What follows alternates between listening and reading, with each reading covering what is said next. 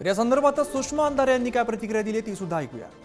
पुण्यातले आजचे ड्रगचे व्हिडिओ बघितल्यास हे लक्षात येतं की एक्साईज खात्याची अख्खी आबरू चव्हाट्यावर आलेली आहे। शंभूराजजी, आता तुम्ही कुणावर अब्रू नुकसानीचे दावे ठोकणार आहात? अंमली पदार्थांच्या या प्रश्नावर सातत्याने करोडोंचे साठे ज्या वेळेला आढळतात त्यावेळेला माझी सरळ मागणी आहे की एक्साईज मिनिस्टर शंभूराजे देसाई यांनी नैतिकता म्हणून आपल्या मंत्रिपदाचा तात्काळ राजीनामा द्यायला हवा। एखाद्या खात्याचा मंत्री महाराष्ट्रातल्या 12.5 कोटी लोकसंख्या त्यातून अशा प्रकारच्या प्रत्येक घटनेमध्ये त्याची डायरेक्ट इन्व्हॉल्वमेंट लक्षात न येता आरोप करणंही चुकीचं आहे। पण आरोप करण्याचं स्वातंत्र्य सगळ्यांना आहे लोकशाहीमध्ये। पण मग आरोप केलेत ना तर मग आता तशा प्रकारचे पुरावे द्या।